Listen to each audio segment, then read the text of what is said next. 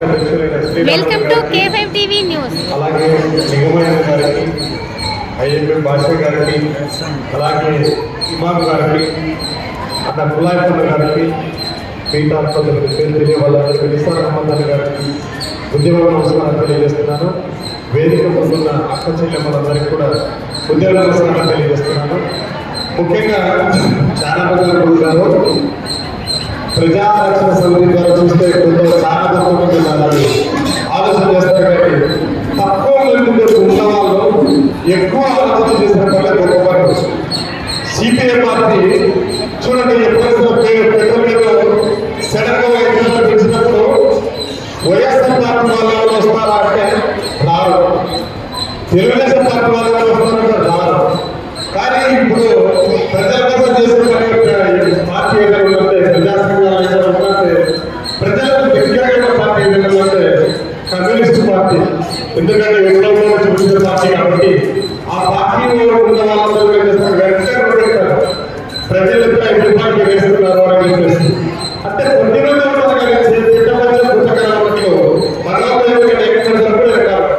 అలాంటి ఆలోచన పుట్టినంటే శ్రీరామయ్య గారు.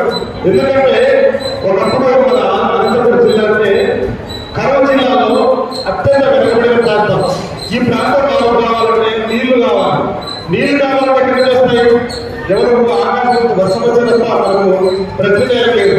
అటువంటి టైంలోనే కొన్ని ప్రజా సంఘాలతో కలిసి కొన్ని పోరాటాలు చేసి అది నాయకుడు చెరువు దగ్గరికి వెళ్ళేంత వరకు పోరాటాలు చేసిన వ్యక్తులు ఎవరంటే అందులో సిపిఐ పార్టీ వాళ్ళు, అలాగే అదే శ్రీరామరావు కూడా ఒకరికి తెలియజేస్తున్నారు.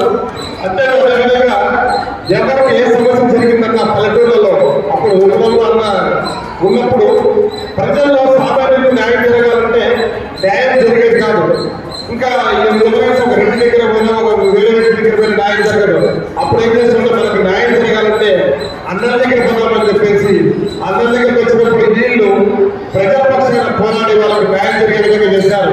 అంతేకాకుండా ఈరోజు ఆ రోజున్న పరిస్థితుల్లో కొత్త గొప్ప పేదలు కొంచెం గొప్పగా బతకడానికి అవకాశం ఇచ్చింది ఎవరన్నా అంటే అందరూ కాబట్టి ప్రజల్లో అడుగులో ఉంటూ ఊళ్ళో ప్రజలకు సేవ చేసిన చరిత్ర కూడా ఎవరికైనా అది శ్రీరామన్న గారికి ఉంది.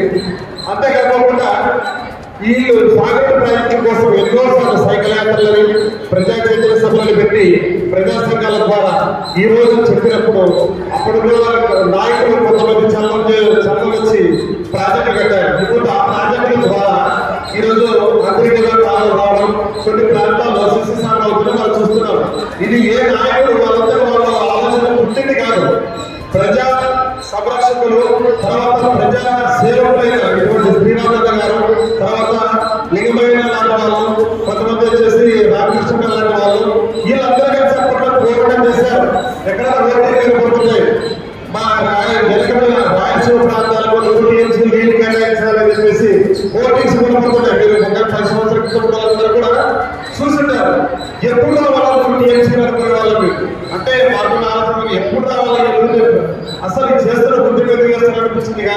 కానీ వాళ్ళు చేసిన ఉద్యోగ స్ఫూర్తి అనేది ఎంత గొప్పదంటే భవిష్యత్తు తరాన్ని ప్రజలు గుర్తించే విధంగా వాళ్ళు చేశారు. ఆ ఉద్యమం చేశారు కాబట్టి కొంత అనంతపురం జిల్లాలో అనంతపురం పంటల పండి కొంచెం సస్యశ్యామలం ఉందంటే ఆ రోజు చేసిన వాళ్ళ ఉద్యమ స్ఫూర్తి అని తెలియజేస్తున్నారు. అంతేకాకుండా ఈరోజు విద్య, వైద్య, ఉద్యోగ ఈ 3 అవకాశాలు లేక సమాజంలో వెనుకబడిపోతున్నారు. ఎవరికి వెనుకబడుతున్నారంటే ఎస్సీ, ఎస్టీ, బీసీ వాళ్ళే. ఇప్పుడు గవర్నమెంట్ స్కూల్లో మనం ఇక్కడ ఉన్న జూనియర్ కాలేజ్ పోయి ఆయన ఓసీలు ఎంతమంది, బీసీలు ఎంతమంది, ఎస్సీలు ఎంతమంది, ఎస్టీలు ఎంతమంది అంటే అక్కడ ఉన్న వాళ్ళందరూ కూడా ఓసీలు అక్కడ కూడా ఉన్నారు. అక్కడ చదువుకునే వాళ్ళతో చెప్పండి బీసీలు, ఎస్సీలు, ఎస్టీలు అంటే అధికారుల వర్గాలు మాత్రం చదువుతాయి. కానీ అక్కడ చదువు చెప్పే వాళ్ళు చూస్తే ఎప్పుడంటే లక్షల జీతాలు తీసుకుంటారు. కానీ సరైన విద్యా బోధన ఉండదు. ఎందుకంటే అడిగే వాళ్ళు లేరు, ప్రశ్నించే వాళ్ళు లేరు. అదే మా పిల్లలు అవుతున్నారు కదా బాధ్యత తల్లిదండ్రులు లేదు. లక్షల జీతాలు తీసుకుంటూ నాణ్యత చదువు చెప్పక విద్యారంగంలో హృదయమైపోయింది. ఈరోజు ఓడలో సినిమాలు వేసి కొత్త ఊహ కట్టించడం గొప్పతనం కాదు, పెంకుటిల్లు పర్లేదు. విద్యలో సంపూర్ణమైన మార్పు వచ్చినప్పుడే ప్రజల్లో చైతన్యం వస్తుంది. అంతేకాకుండా ఈరోజు డాక్టర్ దగ్గర చూస్తే మనం ఎక్కడ చూసిన డాక్టర్ దగ్గర అంటే స్కానింగ్ రిపోర్ట్ అనంతపురంలో ఒక మా పిల్లలు డెంగ్యూ వచ్చింది. అలాంటి 1,00,000 రూపాయలు ఖర్చు అయింది. చివరికి అతను చేతులు చేశాడు. అదే పిల్లలు ఎప్పుడు తీసుకుపోతే 8,000 రూపాయలు 4 రోజుల నుండి మంచి ట్రీట్మెంట్ తీసుకుని బ్రతికించుకోవడానికి తీసుకొచ్చారు. మరి 1,00,000 రూపాయలు ట్రీట్మెంట్ 8,000 అంటే ఇలా కావాల్సింది దోపిడీ, వైద్య దోపిడీలు చూసారా? 5,000 పెడితే 10,000 రూపాయలు, మంచం మీద పెడితే 5,000 రూపాయలు. ఎందుకు అసలు ప్రైవేట్ హాస్పిటల్ పోవాల్సిన పరిస్థితి ఎందుకు వచ్చిందంటే గవర్నమెంట్ హాస్పిటల్లో బాగా కనుక గవర్నమెంట్ హాస్పిటల్ చూడండి 100 మంది పేషెంట్ ఉంటే ఆ 100 మంది ఏమిటంటే ఎవరైనా ఓసుకుంటారు వాళ్ళు ఎస్సీలను అంటారు, ఎస్టీలను అంటారు, బీసీలను అంటారు, మైనార్టీలను అంటారు. ఎందుకంటే మనకు జరుగుతున్న అన్యాయం మనమే గుర్తిస్తూ ఉన్నాము. కారణం ఏంటంటే మనం పరిపాలించిన నాయకులను మనం అడిగే దొంగ ధైర్యం లేక 8 రోజులు వెనకపోయాం.